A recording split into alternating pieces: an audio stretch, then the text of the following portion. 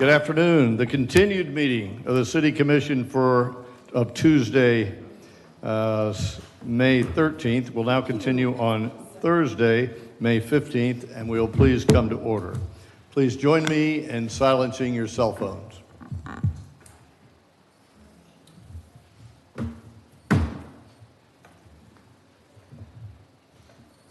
Madam City Clerk, I see we have a quorum. Will you please take the roll?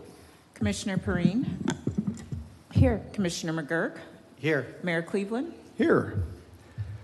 All righty. And we're going to open with public participation again. I realize it's a continuation of a meeting we started yesterday, but it feels appropriate to always listen to our public. If there's any citizen who wishes to come forward and have comments pertinent to city business, please come forward. You'll have 3 minutes to speak. This is not a dialogue, it's a monologue. Your opportunity to tell us something that's on your mind, a concern you might have, an accolade for the city staff member, anything at all. And so at that, when you come forward, you'll see a green light come on. The green light means you have 3 minutes. When the yellow light comes on, means you have 1 minute remaining. And then when the red light comes on, you'll need to be done. When you come forward, your name and address for the record, please. Public participation's open. Anyone for public participation? Seeing none, public participation's now closed. We're going to move on to section 10, which is public hearings. Ordinance 2125 is to conduct a second reading and public hearing, which if adopted would amend the land development regulation, section 50402, to remove homestead requirements for wedding venues and add fire safety requirements pursuant to the agritourism in an A2 agricultural zone district.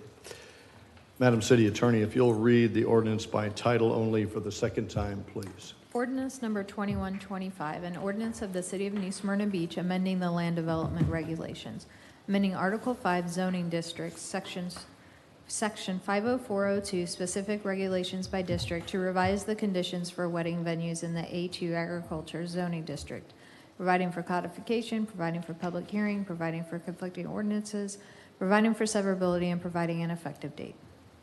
Thank you, ma'am. Appreciate that. I see Manager Doster is in the warm-up pen. Stephanie, we're anxious for your report. Sure. Thank you. Good evening, or late afternoon, I should say.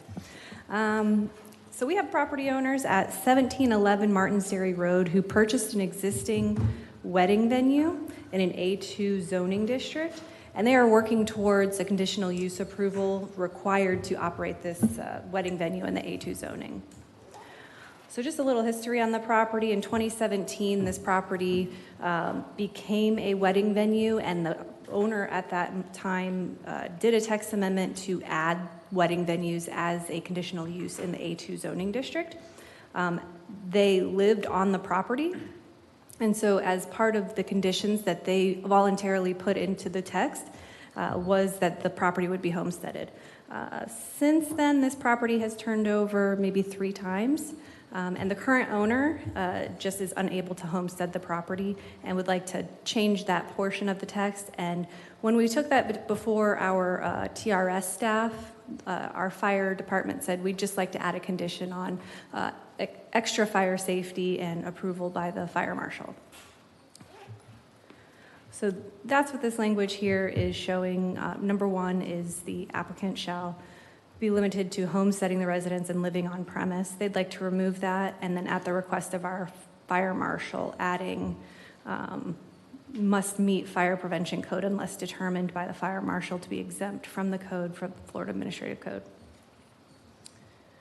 So in the A2 zoning district within the city, we have 16 properties that would be eligible for 16 properties that are A2 zoned. 15 of those would be eligible to have a wedding venue because they exceed or meet the minimum of 5 acres. However, since 2017, we've had no other wedding venues come on for a conditional use approval. But I just wanted to show that it was a question that was asked previously. So 15 other properties are eligible for this same use if they were to come through for a conditional use application with the planning department. So at The Planning and Zoning Board's regularly scheduled meeting in April, they recommended unanimously for approval to the City Commission to change this language within the land development regulations, and I'm available for questions if you guys have any. Any questions from my colleagues? I just want, Stephanie, why don't you walk us back through how that initially had the requirement to have not to requirement to get homesteaded, but to be qualified for homestead, and then how we progressed from there. So before 2017, wedding venues were not an allowable use within the A2 zoning district. The property owner came to the city and said, I have this business idea that I'd like to move forward with. How can I achieve that on my property? So one step which she decided to pursue was changing our code so that her property could become eligible for the use of a wedding venue. So as we went through that process, we worked with the property owner to come up with conditions to create the conditional use itself. So I'll go back to the slide that has the actual conditions, just making sure that it's a minimum of 5 acres, that there wouldn't be any overnight stays or camping. All of these were put in place to just entice that, this would be a responsible business within the community, that their hours of operation would not exceed unreasonable hours, and that they wouldn't have any light shining onto neighboring properties. All of these things to, just try to make it an appealing business and create that attraction that we hadn't previously had. So, since the property owner lived on the property, it was her suggestion to say, I live here, I live here with my child, this is a business that we plan to continue on. We will offer that we will homestead, or put a condition in here for homesteading because we do have this property homesteaded. Unfortunately, they were unable to continue the business, and others were interested in continuing the business, so they sold it. I think the second property owner didn't have an issue with the homesteading, but now we are on number 3. They've been there for some time. They've made this a successful business, and now they're just trying to make sure that they can become compliant with this regulation. Is there any value to the city or the public to have it be homesteaded, and are there any pitfalls of removing this? I'm not seeing any added value of the homesteading. Carrie, No, I mean, I didn't hear the value of adding it in the first place, other than the applicant was just trying to make it so conditioned that very few would meet the criteria. So I didn't see the value the first time around, so I don't see the value in removing it either. Thank you. Appreciate that. Okay, well, thank you. Yes, go right ahead. Does that mean it becomes a commercial property? it is not a commercial property. No, I mean, but if we remove the homestead exemption and its sole purpose is as a wedding venue, wouldn't that be a commercial property? I believe this actually qualifies for agritourism. So it's not zoned or considered a commercial property. There is still a residence on the property, and homesteading doesn't establish residency. So I don't think, in no way in our minds does that turn it into a commercial property. However, they do have the barn, which does need to be compliant with all other codes. So Thank you. it's based on occupancy. Thank you, Stephanie. Appreciate your testimony. Public hearing is now open. If there are any citizens who have a view on this particular topic, please come forward, and I'll give you your 3 minutes to be heard. Public participation is now open. Seeing none, public participation is now closed. Is there a discussion from my colleagues about this before a vote? I'd entertain a motion then to adopt Ordinance 2125. I'll make that motion. So motion Second. and a second. Madam City Clerk, please call the roll. Commissioner Ashley, Yes. Vice Mayor Martin, Yes. Commissioner Perrine, Yes. Commissioner McGurk, Yes. Mayor Cleveland. Yes, Thank you. motion carries. Thank you very much. And now we'll move on to boards and commissions. Madam City Clerk, your report, please. Good On the Personnel afternoon. Board. Yes, the Personnel Board has 5 applicants that are up for reappointment. And these applicants will be presented to the commission on the next commission meeting. That's all. And that's it. Another announcement, just to be fully transparent and make sure everybody knows that's available. There are 5 on there. It doesn't preclude anybody else from applying though, right? Okay, very good. All right, on to the reports. Vice Mayor, your report.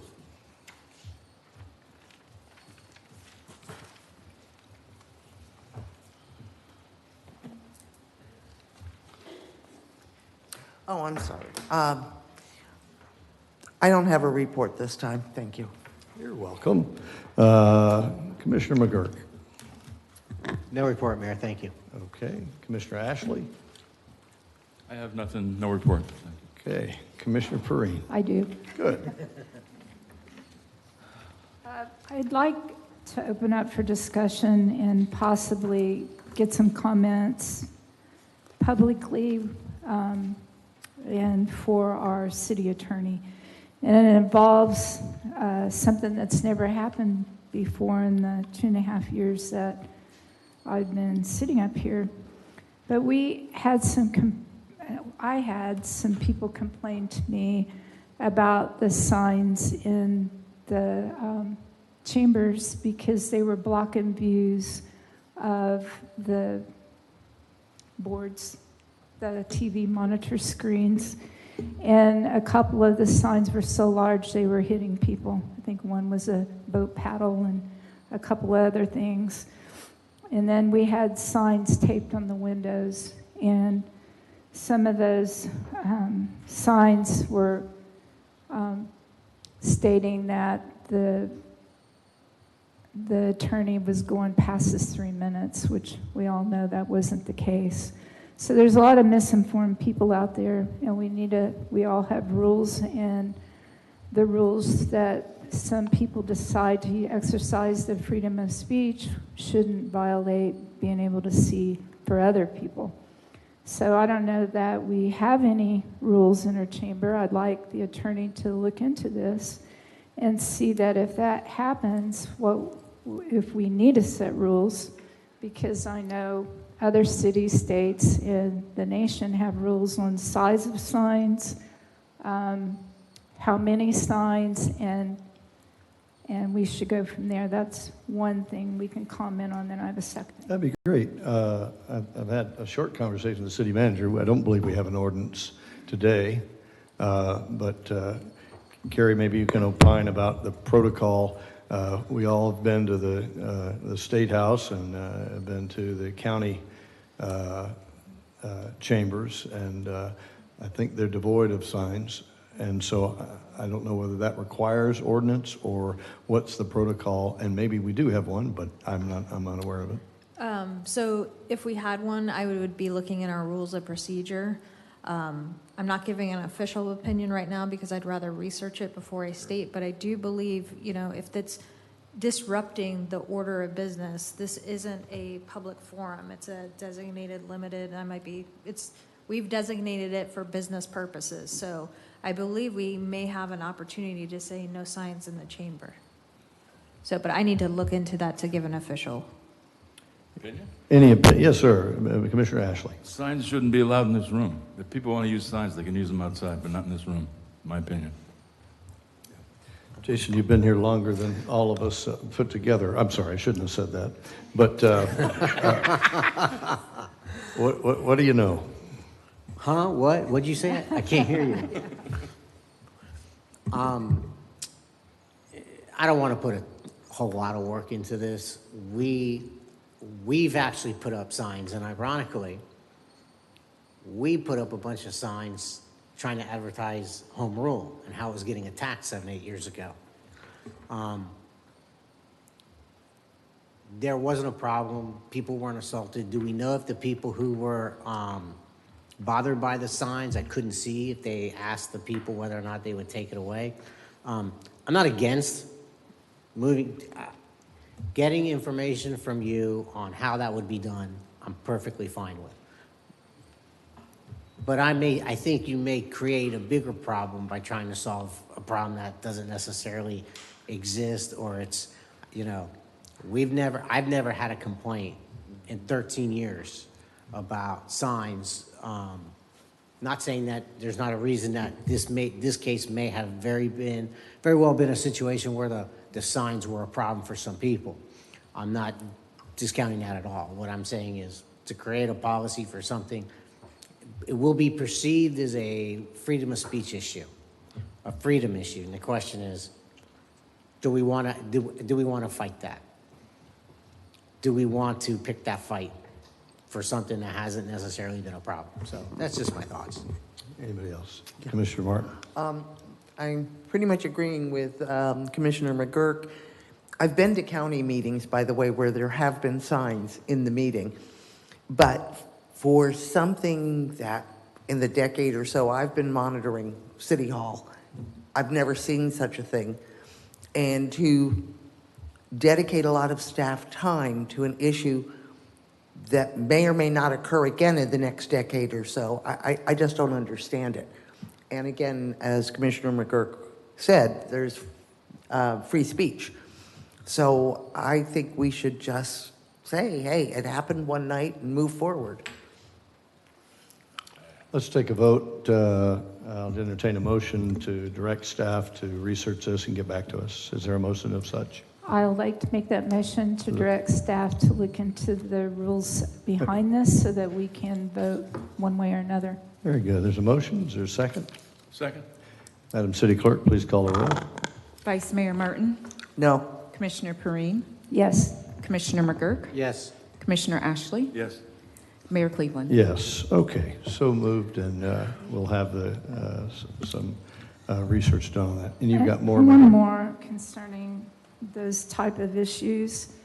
And this came from a newspaper after the fact, stating the counts of how many people said this or that.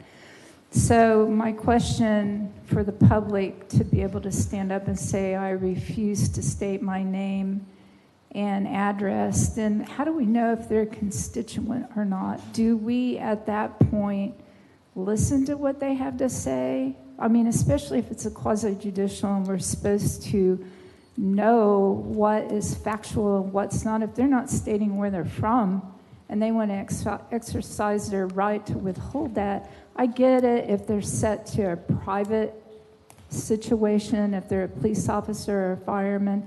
But if they're a constituent, then that opens up a can of worms where everybody can come in from other counties and other states saying anything they want. And this is a quasi-judicial hearing. Got it.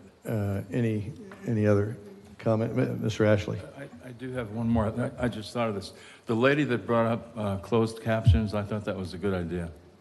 I think, I would be in favor of that. Anyone else? I thought there was a freedom of speech that didn't restrict the podium to homestead or residents of New Smyrna Beach proper. We wouldn't know whether they were or not. But if there's no I'm not sure, yeah, I was going to say, if there's no regulation saying that only Yeah, I don't people think who there live is. in the taxing district of New Smyrna Beach can speak, Yeah, I don't think there is. I don't think we We can. definitely need to know the answer to that because we We had this yeah. happen again and we've never had that happen before. So there were two the other night, and I have no personal heartburn with it. At least defiance was demonstrated, and I appreciate that. But I have no obligation as the chair to assist them in any way and amplify their voice, or do anything other than hope that they abide by the 3-minute rule. And so I'd be interested. I know, Carrie, there's probably some case law in there somewhere about their ability to remain anonymous. So if you've got any insight, great. If you don't, would you find out? Sure, I'll look further into it. Sometimes these decisions are just like reading the room and the atmosphere. And so, whether forcing somebody to give their name, is it worth the chaos that may ensue? One particular individual was entitled not to give her address because she had confidentiality under the public records statute. But the other two, you get to give that type of opinion the weight you think it deserves. And if you don't know that it's coming from somebody who's actually affected by it or impacted by it, you know, that's a personal decision for each of you. Appreciate that. Look forward to hearing more. All righty. Is there more? Commissioner Perrine, any more? Thank No? you. Okay, good. A small report. Went to the elected official roundtable with the city manager earlier in the week, and we learned, amongst other things, that there are several bills which I had previously thought that were dead in the House and in the Senate that have revived themselves. Not the least of which is Senate Bill 180. We talked about it a little bit 2 nights ago. Senate Bill 180 is about home rule, and the efforts in a summary are that the state feels, pass the House, pass the Senate, should the governor sign it, it will be the state's opinion that the state government is the government that governs best over the counties, the 67 counties in Florida, and over all the municipalities. And so it's a thou shalt not put together an ordinance or a covenant or a restriction of any business or property to supersede the current state regulation. Now that's a broad brush. I'll give you one example. The county's most stringent stormwater management regulation is the New Smyrna Beach Stormwater Management Regulation. This will negate any regulation that was signed after August 4th, 2024, which this resolution was signed. So all the cup and a half stormwater, all of the things that our engineering team have gone through to make sure to safeguard as best we can future construction will be eliminated. It gets my attention and it disappoints me. We have voiced our opinion as a commission to the start of this bill. We got consensus to write a letter, and I signed the letter out months ago, and we were reasonably sure that had died. It has not, and that is what is before us. Of all the bills that are coming our way, there's a land regulation bill, Senate Bill 1080, and there's another bill on impact fees, Senate Bill 1730, which accompany this bill 180. So stand by for things to come, but I wanted to at least get that on record a couple times with the public to surface that. Do with it what you want, write or call the governor's office or your favorite representative if you have an opinion about that.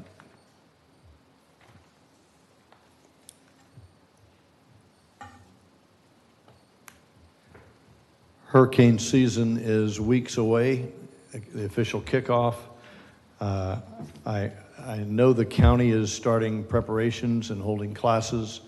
New Smyrna emergency responders and hurricane prep team are making their provisions now. I urge you to prepare. The National Weather Service offers that this will be a less active year than previous years, and that most storms will generate in the Atlantic this year. What does that mean for us? That means that the wind storm will be prevalent this year, and so we should be guarded against that. The county has also offered a briefing, and we heard it here in this room by the county engineer, Ben Bartlett, or the county public works officer, Ben Bartlett, about this rainwater accumulation and the seasonality of more rain during a storm versus less. And it's on a little bit of a different cycle than election cycles or economic cycles. You'll usually find a 10-year cycle of a trough, and then it goes up for about 6 years, sometimes 4 years. We're on the rise of that trough right now, as we've seen for the last 3 or 4 storms. So we should expect heavy rainfall for the next several storms for the next several years.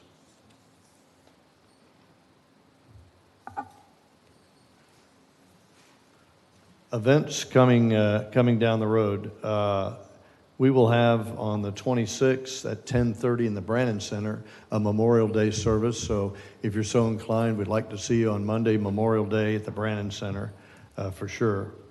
It is the cities also our honor to host the Volusia League of Cities at the next their next meeting, which will be in the Brannon Center Tuesday of next week, and it's their annual awards dinner. So we'll be proudly showing off New Smyrna to the other cities again. And that concludes my report. Madam City Clerk, anything further from you? No report at this time. Thank Great, you. appreciate that. Madam City Attorney? I can speak a little bit about the legislative bills if you would like, or, yes, okay. So the regular legislative session did end, however, they continued it to deal with certain measures that they lined out in a resolution. Most of them have to do with state appropriations in the budget. There's one regarding rural agriculture, but that's not something that is directly, something we're directly interested in. The bill that we did send the letter on, that one did fail. That was Senate Bill 1118.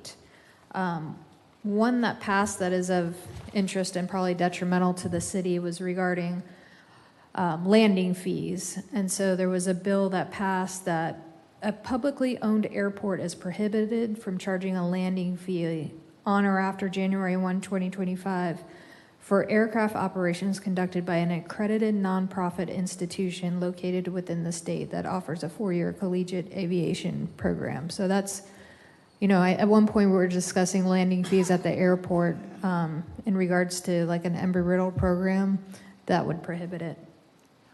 The other one, we covered Senate Bill 180 pretty well. Senate Bill 1080 has to deal with when an applicant submits their application, the city has to deem it complete within a certain number of days. Then if it needs more information, it has to happen in a certain number of days. There's a time period for the comments that go back and forth, and there's a time period for actually rendering a decision. And what this bill does, besides tweak those timelines, it says if we don't hit those deadlines, we have to start refunding portions of their application fee. So the first one may be 5% if you don't deem it complete within, the required time frame, but it goes all the way up to 100% if we don't hit those deadlines. So that one is significant. Have you had a chance to compare, because we have our own policy on that? Have you had a chance to look at how it compares against what we have? So we on our- follow state law, so Okay. they'll have to be consistent with this as well. Okay, so we follow state law now, so we'll just Yep. have to amend what we amend, but we don't know how drastically that differs from what is currently written? It's not, so the timeframes aren't so terrible. The thing I don't like is, as you saw on Tuesday night, the number of quasi-judicials that you have on a meeting, trying to spread those out. What this did add in was we are not allowed to limit the number of quasi-judicial hearings or public hearings held each month. So, and we have to do these things within 180 days after we've deemed the application complete. So there may come a time, if things lined up a certain way, where we would have to add meetings just to deal with the number of quasi-judicials. So let me ask you an example. If we were negotiating, we, the commission, as we did with this past project, where we went out and we did tours and we really kind of got into the details of this project, that took time. Mm-hmm. So is this an example of where that could create a problem for us doing that because So of time? that developer agreed to these extensions, but if there were someone else up there who was like, no, I want it heard on this date and it falls within these timelines, then if they don't agree, then we do have to act within those specified timeframes. Okay, thank you. Carrie, is there any provision for emergencies? Somebody submits a permit and we have a hurricane.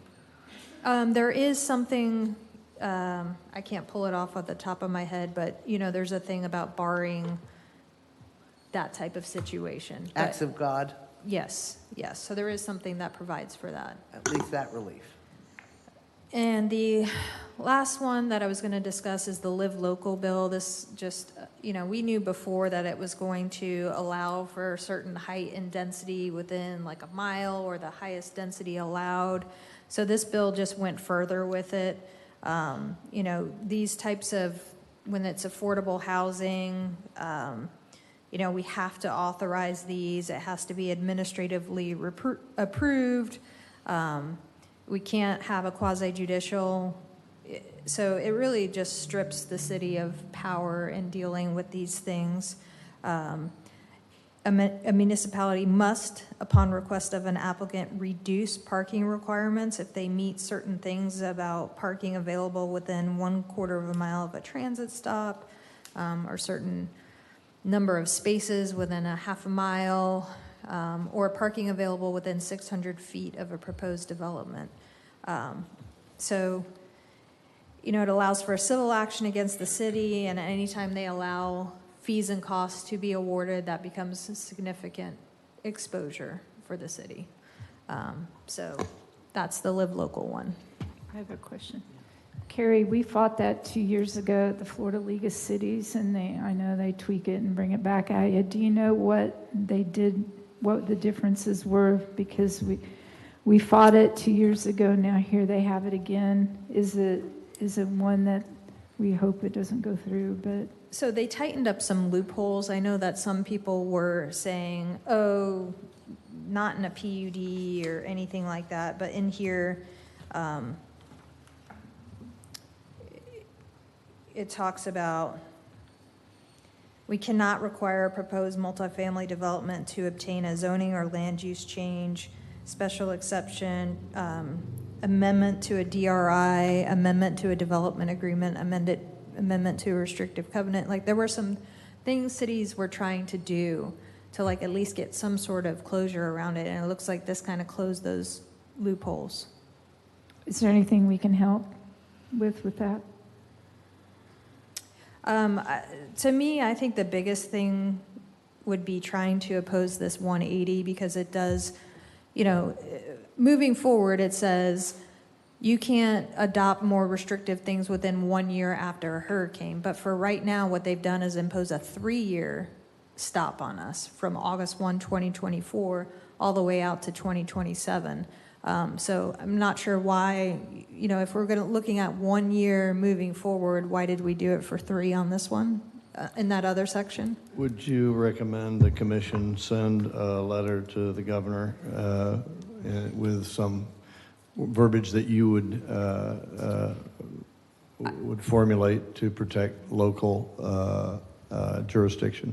So I'm happy to write a letter on behalf of commission, but they do have portals online, and I think the volume would be more effective rather than a single, we could get a lot more voices by doing it individually than just the one. You put that on the city website for all the citizens to have and send it to us as well? I can definitely find the link, and maybe IT can help, Awesome. or somebody with posting it. Sharon, can you get that? Thank you. I noticed, as I'm running out the door, I'm trying to listen to the legislative wrap-up session from Florida League of Cities. And there was a statement on there about SB 180. In my mind, which I don't trust, it said failed. But I'm running through trying to get out the door. It passed both houses, and we were just, all it needed was the gogovernor's signature, so unless he That's what I vetoed thought. it- I'm just saying it was on today's... So I did not check it today, so you might have late breaking news. So anyway, just an FYI. Yes, ma'am. So with the SB 180 and what we just went through, we all worked very hard to get the stormwater to be more strict for flooding purposes. And then we had Tuesday night where this particular applicant agreed to that. So are there any ramifications where we go forward and we have another building site come up before this board and they agree again or they don't agree? What's a protocol? Obviously we can't enforce that if there's a state bill saying that they don't have to, but if they voluntarily do it, then... Correct. So there's an exemption for things that are proposed by the developer. So that developer was kind of doing the upstanding thing and saying, like, we had planned to abide by this, so we will agree to abide by this despite that legislation. But short of getting them to agree, I don't see anything a way around that. What else you got for us, Carrie? Just switching topics off of legislative update, I know that there have been some concerns with the charter review process, and so I just wanted to check in with the commission and kind of see where we're at. I know one of the latest things was whether or not to elect a chair or vice chair. So the resolution does state that there will be a chair and vice chair. That was in the last resolution, and I believe with the last facilitator, we did not have a chair and vice chair. When it went to charter review, nobody really seemed willing to step up, but before the next charter review, I thought it'd be good to bring back some direction in terms of what does this commission want to see. Really good. Commissioner McGurk? Yeah, I think that'd be a very good idea under the circumstances. Probably should have gotten started to begin with, but there are probably a lot of new people on that and they weren't quite sure what their role was. So they've got a few meetings underneath their belt, and I think it would be a very good idea to at least appoint a chair and a vice chair if that is warranted also. Anyone else? Yes. Commissioner Martin? At the last meeting, when they were apprised of this requirement for chairman and vice chair, nobody agreed to be chair. Everybody was asked and nobody would take that position. So it may be a moot point, but in addition, I always thought the facilitator was to act as chair. Any other comments? Yes, ma'am.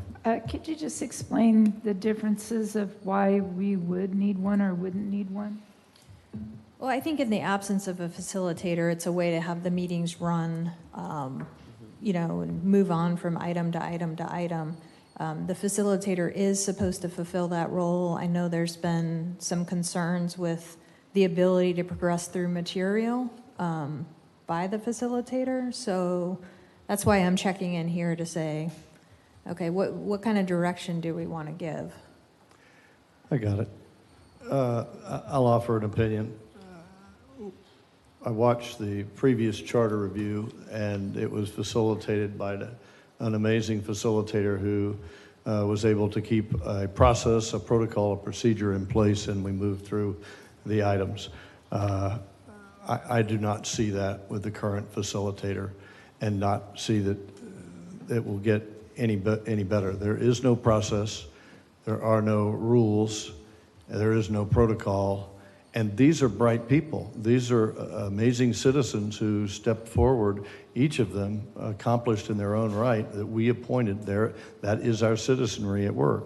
So absence of any protocol, any process, or any leader, you're seeing what this room would look like. We're blessed to have 3 facilitators in here right now, the clerk, the attorney, and the manager. And we have an elected lead. We have order, we have protocol, we have processes. We've told them in our direction, in our resolution and ordinance, that they should elect a vice chair, a chair and a vice chair. There were 3 that considered it last time of the 11, and they were polite to a fault. I don't think no one will step up. I think they will step up because we've asked them to serve, and we've asked them to serve in this manner with order and protocol. I know the city staff has been burdened,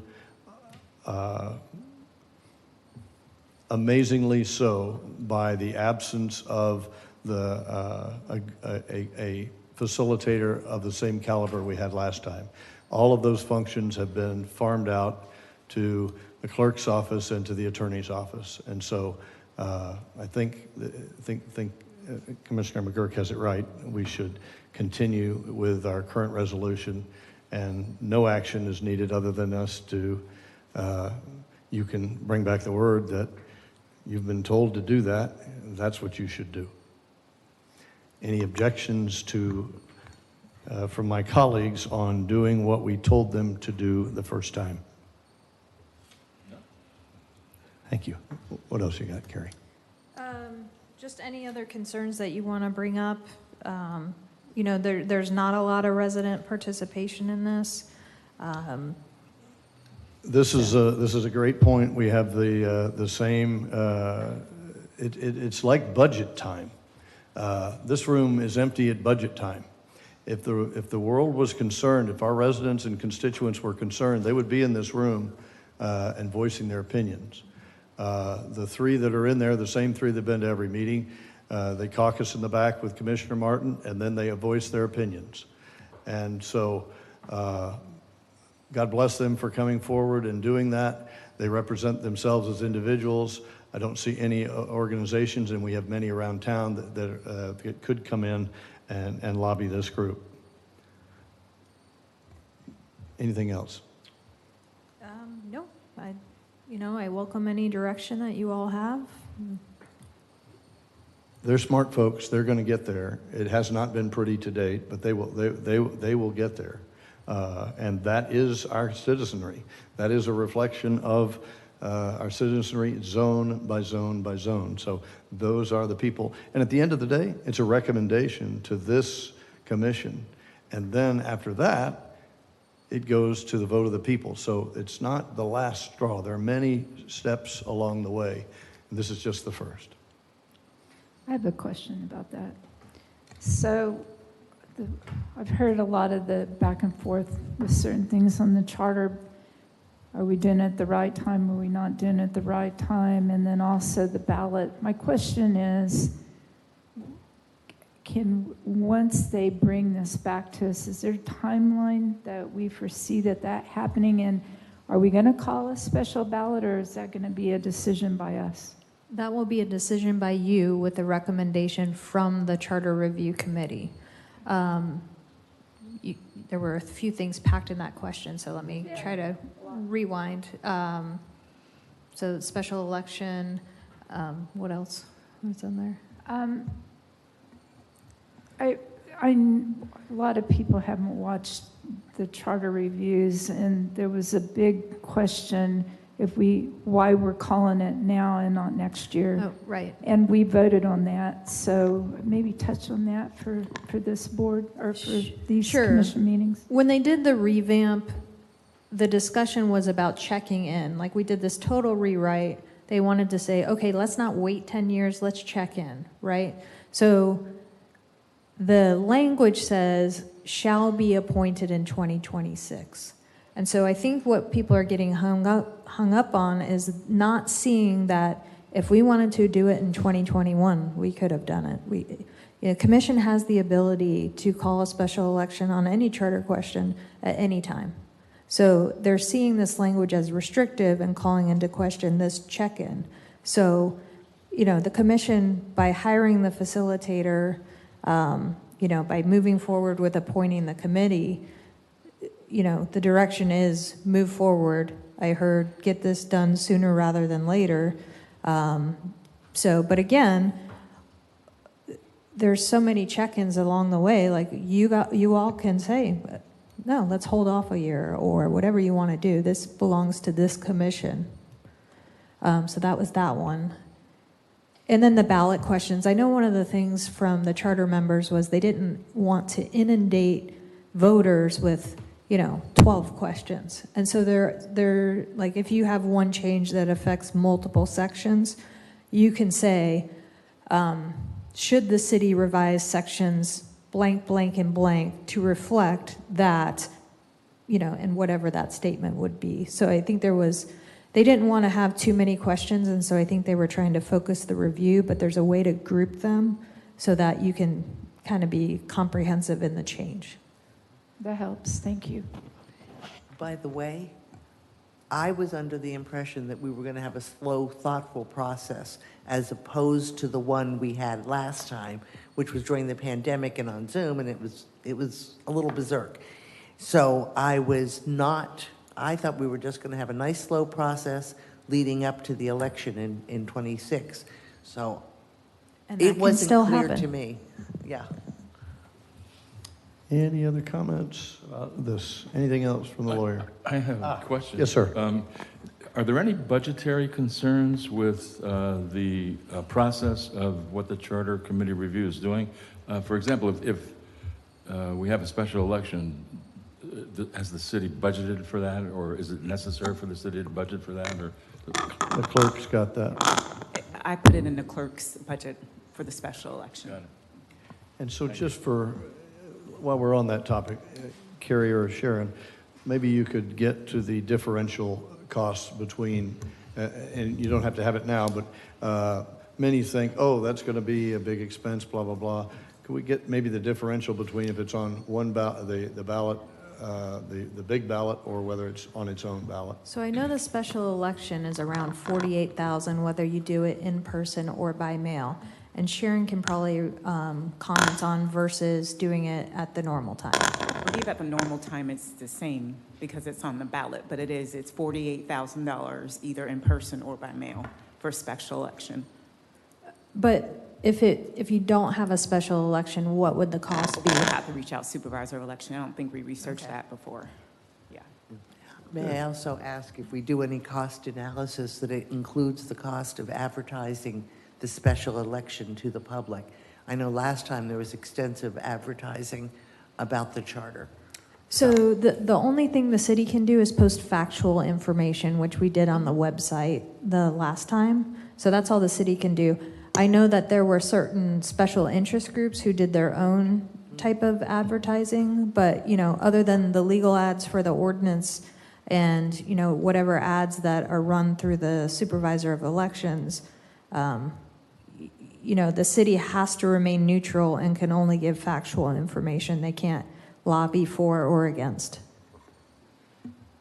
Yes, ma'am. So do we have a time frame for this? Lisa mentioned that she thought, and her visual of this said it would go all the way till 2026. I didn't vision that. I visioned that they were going to hash this out, bring it back to us, and we decide. So how is that handled? So at this point, at each meeting, the facilitator is asking, okay, are there any other topics to bring up? And so I think right now they're looking at Article 6, and they want to go through that. I'm sure they'll get one more shot to say, hey, okay, anything else do you guys want to talk about? But at some point, if they're done meeting and the report is ready to be presented, then it's up to you all as to how many times you want to meet on it, or, you guys have the power to, either move swiftly, drag it out, however you all would like to see that happen. Would that happen in a special workshop or during a regular city commission meeting? I think the normal process is you'd have at least a workshop or maybe two to discuss it, just to familiarize. You have to have 2 city commission readings to adopt the ordinance, and that ordinance has the ballot question on it. They have to be translated into Spanish, and then that gets sent to the supervisor of elections, and then she needs about 90 days from the time she receives the ordinance. Very insightful. Thank you very much. Mr. Manager, anything from you, sir? Nothing, sir.